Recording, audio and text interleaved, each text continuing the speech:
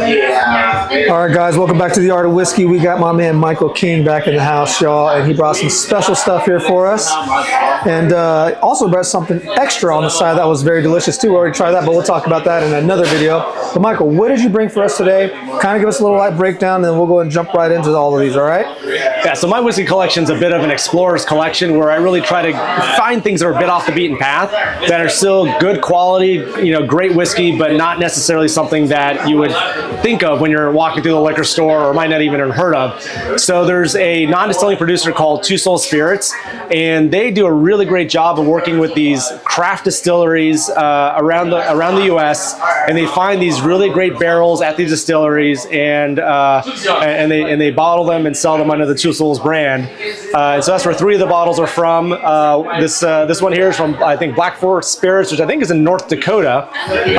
And so I would never come across a whiskey from North Dakota, so this is kind of a cool way to try something that you wouldn't necessarily stumble across. And I think these other 2 are from a distillery in Wisconsin. And again, you wouldn't necessarily think about it. So Watershed Distillery, and this one is J. Carver Distillery is where this one came from.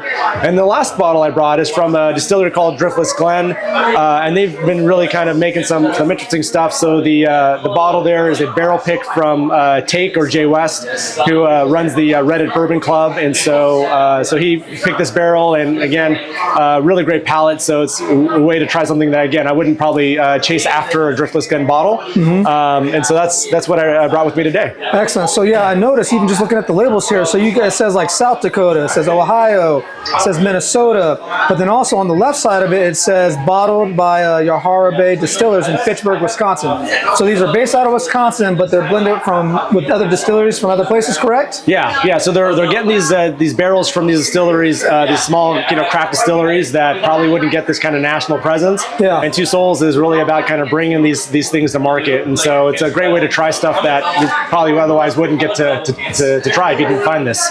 Interesting. So that's their way of kind of highlighting other distilleries in a way, in a sense to help not only just get their name out there, but also give people a chance to try whiskeys from unique places like South Dakota or Ohio, which I guess Ohio is kind of closer to those, your Kentucky and your Tennessees, but South Dakota is complete opposite. What have you ever had South Dakota whiskey before outside of this? No. Again, when I think of whiskey, I think Kentucky first, and then Tennessee second, and then Indiana third because of MGP. And of course, the whiskey blender, you're now thinking Texas, right? Yeah, exactly. And still Austin. But yeah, I wouldn't go chasing a whiskey from the Dakotas because you wouldn't necessarily think of it being a great climate for whiskey. It's cold. Yeah. But finding a bourbon from a small distillery there that's actually a really nice pour is kind of a cool way to go. And so that's where a lot of the bottles I have are just these sort of obscure random finds that are well reviewed. People really like it, but are kind of, again, off the beaten path. Yeah. So tell me more about this double barrel bourbon. What do they mean by double barrel bourbon? What does that mean exactly? So double barrel bourbon is simply, it is aged initially in a primary barrel. So all bourbon has to be aged in a new typically charred white oak barrel. And then after a certain point, they then dump it into a brand new white oak barrel. And sometimes it's going to be charred, sometimes it's going to be toasted. And so that double barreling process is where then it gets even more of the vanilla brought into it. Really helps to bring about that oak flavoring. So Woodford Reserve, their double oak is kind of a solid bar staple if you really like a double barreled bourbon. So double oak is another term for that. And so it's a really great way to get some extra oak influence into a bourbon, because after a while the oak influence it gets from the primary barrel sort of fades over time.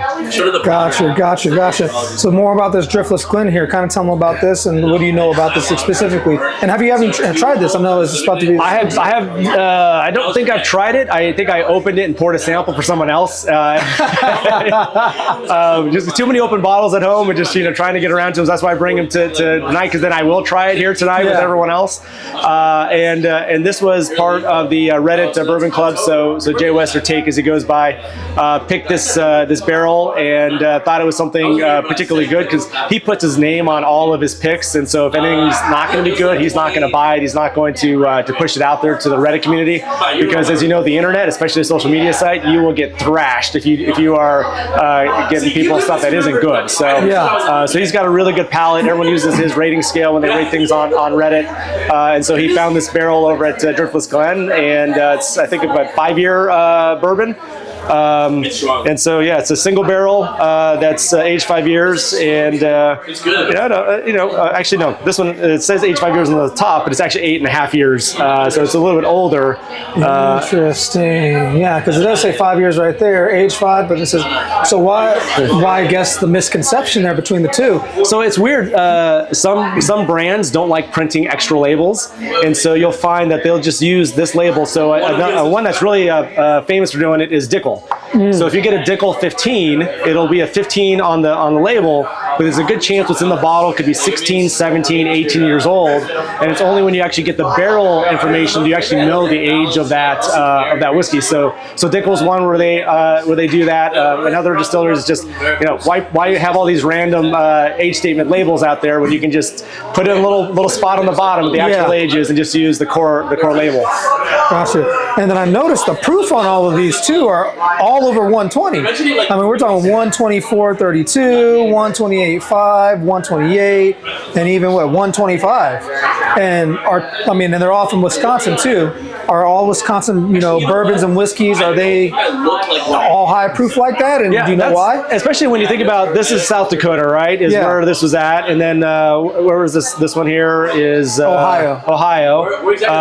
And then you got this one is Minnesota. Minnesota, right? Yeah. So here you got Minnesota and Dakota, two cold climate states where you're not going to expect all of that evaporation that drive the proof up in the barrel. And so yeah, it's kind of thinking about what's their entry proof, how dry is in the climate. That also can cause more water evaporation to drive the proof up in the barrel. But yeah, common cask strength whiskey being between kind of 110 to 125. These are really kind of right in line, and none of them are really getting to the point where they're like near hazmat, nearing 140. Yeah, and then where can people find these at? Can they find them in your local specs or in local liquor stores? Like, where'd you find these? Two Souls, you can actually go to their website. They have a website. They sell direct. They ship to most states in the country except for the 4 or 5 that aren't friendly to ship whiskey to. Driftless Glen is carried in the chain stores, but some of their more unique picks you're probably going to find at smaller chains. So like I found a Vino de Naranja finish Driftless Glen at a liquor barn in Kentucky, but you don't find that necessarily in a Total Wine or Specs. So we kind of hit and miss in terms of what you can find. But Driftless Glen is carried in more of the chain stores than Two Souls. I haven't seen in chain stores before. Cool. Well, guys, there you guys have it. Our guy Michael King brought in some very unique stuff from Wisconsin that does some unique things in terms of trying to make sure they're bringing other awareness to other distilleries that are in states that you normally wouldn't find them in, from South Dakota to Minnesota, even Ohio. Like I said, that Kentucky, Tennessee area is where and of course Indiana is where you normally think when it comes to bourbon and whiskey. But then you hear about all these other places, you're like, man, where do they come from? That being said, stay tuned, people. Keep it whiskey. Appreciate you guys for tuning in. Cheers. Our guy Michael King, thank you so much for bringing all these bottles. This is another Monday night. We got booze and food going. Yeah, I agree. And as always, people, till next time, cheers. Cheers. I agree with you.